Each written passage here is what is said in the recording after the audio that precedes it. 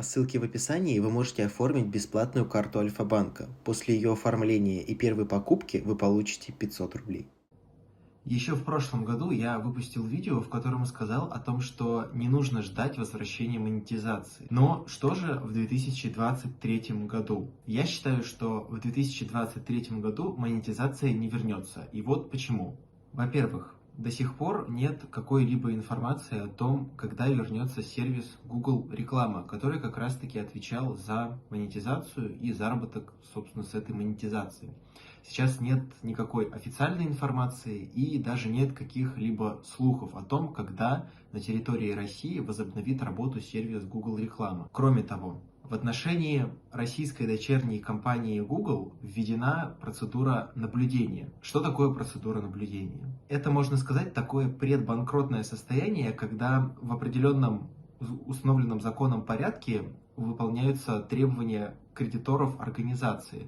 То есть, иными словами, дочерняя компания Google в России, Google Россия, условно ее так назовем, она практически признана банкротом. С одной стороны, это не очень мешает возобновить работу сервиса Google рекламы в России, поскольку, в целом, он может работать и без этого. С другой стороны, это показывает то, что Google, в принципе, не очень прям держится за российский рынок. И в целом он понимает, что сейчас, он находится в таком, по сути, замороженном состоянии, и под рынком, я имею в виду, конечно же, рынок рекламы, он понимает, что он сейчас, по сути, находится в таком, подвешенно замороженном состоянии, и пока не будет каких-либо более ясных прояснений, так сказать, Google, в принципе, будет продолжать относиться к рынку рекламы в России, в принципе, достаточно безразлично, поскольку из-за требований санкционного законодательства США он не может,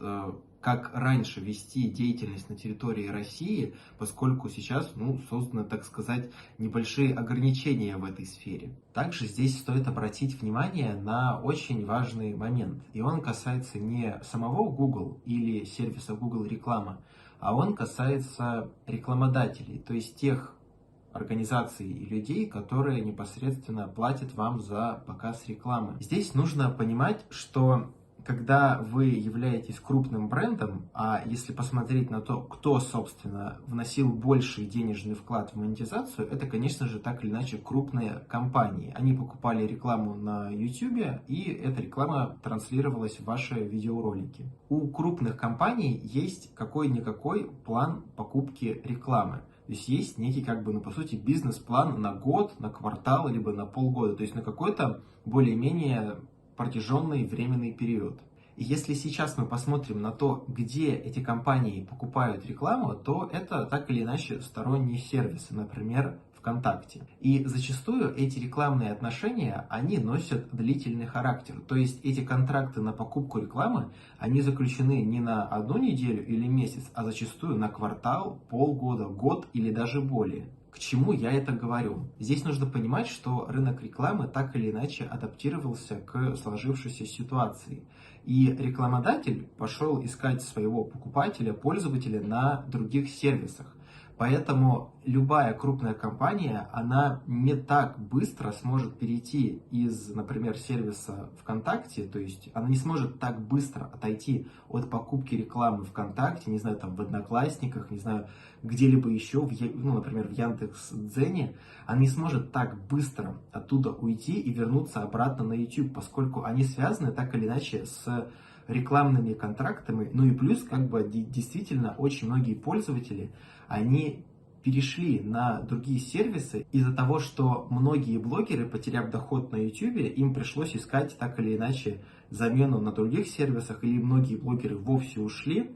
То есть YouTube так или иначе, какую-никакую аудиторию потерял, временно, надеюсь. Поэтому даже если сервис Google реклама каким-либо теоретическим образом даже заработает в России, то он не будет иметь тот же объем, как это было до прошлого года. Как некий итог. Монетизация, конечно же, работает. Вы можете получать доход от своих роликов, если их смотрят ваши зрители на территории не России и не Республики Беларусь, например, в Казахстане. Или если ваши зрители смотрят ваши видео в России либо в Беларуси через VPN. вы будете получать доход от монетизации в таком случае. Но нужно понимать, что мы точно не знаем, когда, собственно, все вернется на круги своя и заработает сервис Google реклама в России. Поэтому, так как мы не знаем абсолютно никак, даже нет даже каких-то более-менее адекватных догадок или каких-то слухов, очевидный вывод, который я могу лично для себя сказать, это то, что в 2023 году монетизация в России должным образом не заработает. И под этим я имею в виду, что Google реклама в России и в Беларуси не будет работать.